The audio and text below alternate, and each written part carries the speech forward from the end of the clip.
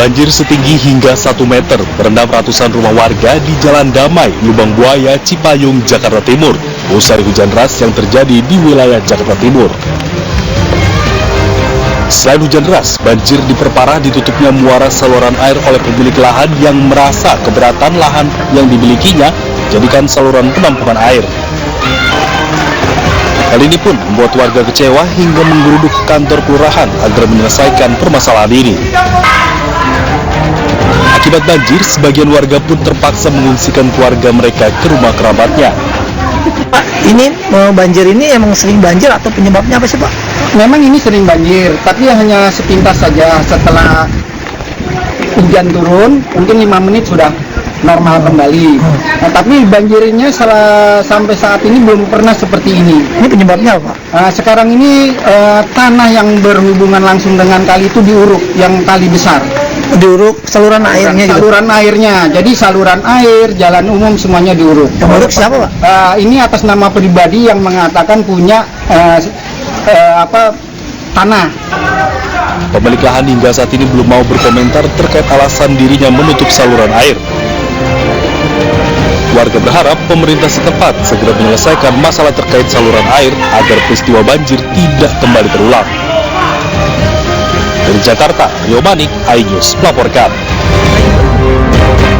Sebuah truk kontainer bermuatan limbah kertas terjun bebas dari atas jalan tol layang entrance Telaga Asih, Kecamatan Cikarang Barat, Kabupaten Bekasi, Jawa Barat. Truk kontainer tersebut terjun ke kebun milik warga, akibatnya sang sopir mengalami luka-luka dan langsung dievakuasi ke RSUD Kabupaten Bekasi.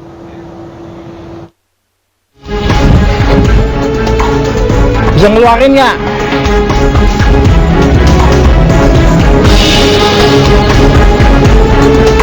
Inilah video amatir warga yang merekam saat truk kontainer yang syarat muatan terjun bebas dari jalan tol layang entres Telaga Asih, Kecamatan Cikarang Barat, Kabupaten Bekasi, Jawa Barat. Truk kontainer bermuatan puluhan ton limbah kertas tersebut tiba-tiba terjun bebas melewati beton pembatas jalan tol dan jatuh tepat di kebun milik warga.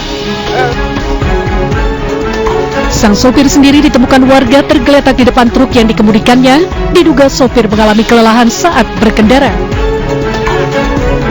Kejadian tersebut bermula saat sopir truk melintas dari arah Jakarta menuju gerbang exit tol Telaga Asih.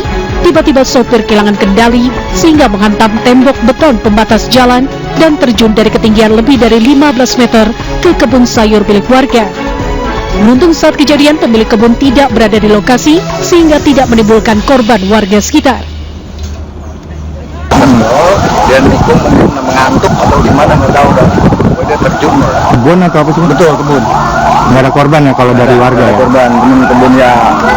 Dia petani nih, macam apa? Pisang, kangkung kan.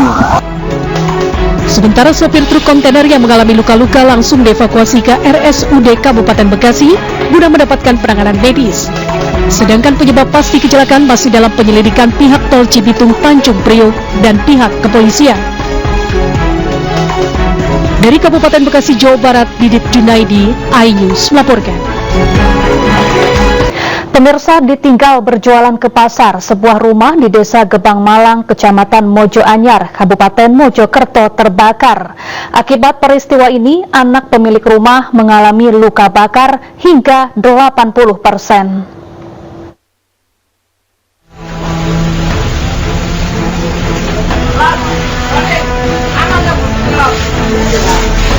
Kebakaran hebat melanda sebuah rumah di Desa Gebang Malang, Kecamatan Mojo Anyar, Kabupaten Mojokerto, Jawa Timur.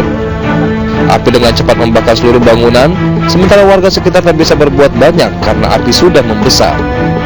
Kebakaran terjadi pada dini hari saat sepasang suami istri pemilik rumah pergi berjualan ke pasar. Diduga, api muncul dari salah satu kamar akibat korsleting listrik. 3 unit mobil pemadam kebakaran dari BPBD Kabupaten Mojokerto didatangkan ke lokasi. Api berhasil dipadamkan 2 jam kemudian. Akibat peristiwa ini, anak pemilik rumah yang tengah tertidur mengalami luka bakar hingga 80%. Kejadiannya kemungkinan besar arus listrik dan masalah LPG atau kompor itu dilihat dulu langsung ya. utuh, nggak ada masalah kompor atau LPG, cuma konsleting listrik di ruang kamar kedua. Korban ada 1, anak pertama luka bakar 80%. Tidak hanya rumah, seluruh alat penting dan 1 sepeda motor turut terbakar. Akibat kebakaran, pemilik rumah mengalami kerugian hingga puluhan juta rupiah. Dari Kabupaten Mojokerto, Sulahuddin, iNews melaporkan. Hindari razia balap liar, puluhan pelaku dan penonton balap liar di Jabon, Sidoarjo, Jawa Timur nekat menyembunyikan motornya di semak belukar. Petugas kepolisian langsung membawa pelaku beserta motornya ke Mapolresta Sidoarjo.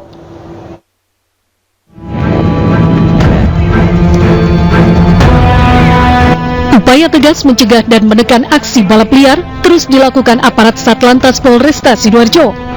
Dalam razia balap liar yang digelar di Ekstol Jabon Sidoarjo, polisi mengamankan ratusan motor milik pelaku dan penonton balap liar. Dalam razia tersebut, ratusan pelaku dan penonton balap liar menyembunyikan motornya di balik semak belukar yang ada di sekitaran lokasi. Setelah diminta keluar, pelaku dan penonton balap liar ini kemudian dikumpulkan di lokasi balap liar yang kemudian dibawa ke Mapolresta Sidoarjo untuk diperiksa dan diamankan kendaraannya. Satuan Lalu Lintas Polresta Sidoarjo melaksanakan kegiatan operasi razia balap liar. Ini berawal dari adanya pengaduan masyarakat masuk ke Polresta Sidoarjo, kemudian kami tindak lanjuti. Pada saat di lokasi kejadian, lokasi kegiatan razia, banyak yang ketakutan. Akhirnya banyak yang menyimpan kendaraannya di rawa-rawa, kemudian di semak belukar dan lain-lain. Alhasil kami mendapatkan kendaraan razia sebanyak 100 kendaraan. Kemudian kami amankan ke Polresta Sidoarjo, dan tahap berikutnya kami lakukan penilangan. Sebagai tindak lanjut dari razia balap liar, polisi akan mengembalikan kendaraan milik pelaku dan penonton balap liar jika kendaraan tersebut dilengkapi dengan dokumen dan perlengkapan kendaraan sesuai aturan yang ada. Dari Sidoarjo, Jawa Timur, Pramono Putra, iNews melaporkan. Pemirsa, bakal calon gubernur Jakarta Pramono Anung dan bakal calon wakilnya Rano Karno sowan ke kediaman mantan wakil presiden Yusuf Kala. Pramono Rano meminta masukan JK terkait Pilgub Jakarta.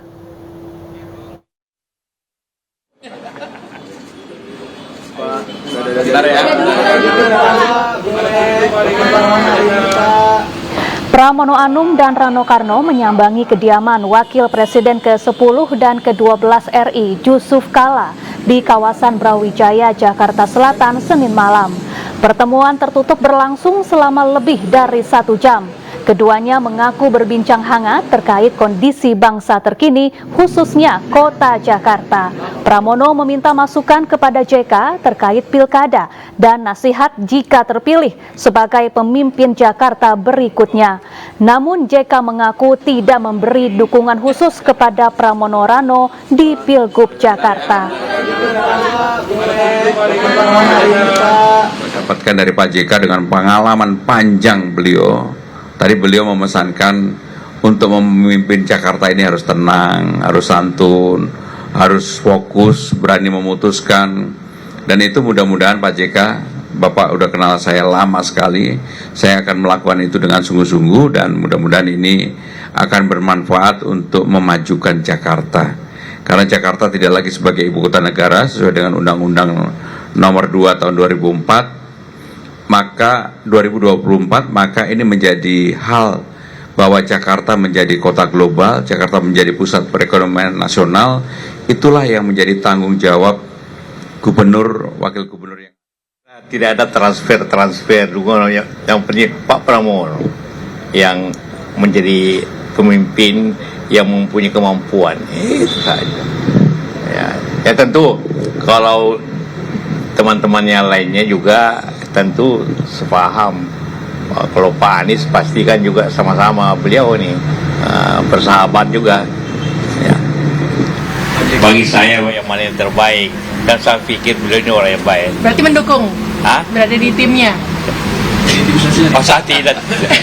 Saya orang tidak Beliau tidak butuh seperti saya, beliau orang yang bisa bekerja di lapangan. Saya tidak bisa lagi. Pemirsa, Ketua Umum PDI Perjuangan Megawati Soekarno Putri menitipkan salam hormat kepada Presiden terpilih Prabowo Subianto. Namun Sekjen Partai Gerindra Ahmad Muzani enggan mengaitkannya sebagai kode PDIP akan bergabung di pemerintahan Prabowo Gibran.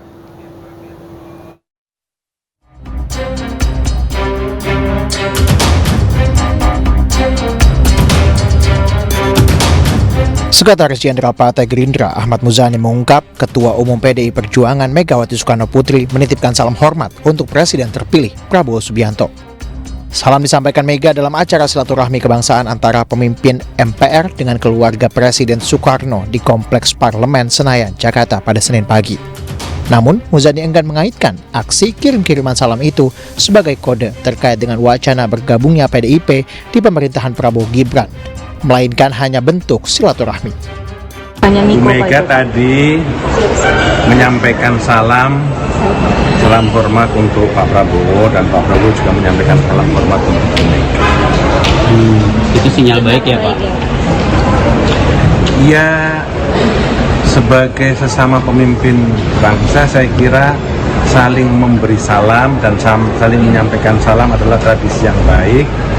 Salam itu adalah bentuk penghormatan, salam itu adalah doa kebahagiaan kepada orang yang menuju. Saling mendoakan dan saling berpengharapan terhadap atau di antara para sesama pemimpin bangsa adalah sesuatu yang baik yang harus menjadi tradisi dalam bersilaturahmi. Muzani juga tak menutup kemungkinan Megawati dan Prabowo akan bertemu sebelum pelantikan Presiden terpilih 20 Oktober 2024 mendatang.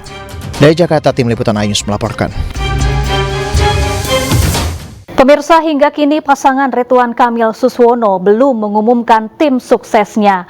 Bahkan Ahmad Sahroni yang sempat dikabarkan menjadi ketua tim sukses batal bertugas.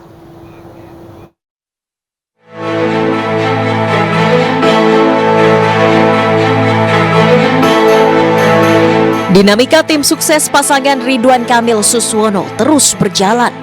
Bila sebelumnya politikus Partai Nasdem Ahmad Sahroni sempat diinfokan menjadi ketua tim sukses, namun kini telah berubah. Ahmad Sahroni batal menjadi ketua tim sukses pasangan Ridwan Kamil Suswono. Pernyataan ini disampaikan oleh Ahmad Sahroni. Ia mendapatkan tugas lain di tim pemenangan. Nantinya tim pemenangan akan diumumkan langsung oleh Koalisi Indonesia Maju Plus. Menanggapi hal tersebut, Suswono mengatakan ia tidak terlibat secara langsung dengan pemilihan ketua tim pemenangan. Suswono menambahkan bahwa siapapun yang akan menjadi ketua tim pemenangan merupakan yang terbaik untuk Koalisi Kim Plus. Ya, itu saya kebetulan memang tidak terlibat langsung ya, karena itu sudah ada tim, kan itu adalah pimpinan-pimpinan partai ya. Jadi musyawarahnya pimpinan partai, kami sih tinggal menjalankan aja nanti siapa yang dipilih, dan tentu kami nanti pasti akan berkoordinasi dengan tim pemenangan, udah pasti itu. Suswono juga berharap dalam pilkada ini tidak ada lagi pembelahan warga, melainkan bersatu dan juga dapat memberikan ide gagasan yang bermanfaat bagi warga Jakarta. Tim Liputan iNews melaporkan. Kita beralih ke informasi lain, pemirsa. Indonesia akan menjamu Australia pada matchday kedua Grup C putaran ketiga kualifikasi Piala Dunia 2026 zona Asia. Menahan Arab Saudi mungkin menjadi modal bagi Indonesia, tetapi sang lawan yang datang dengan hasil negatif semakin terlecut untuk bisa mencuri poin di kandang Garuda.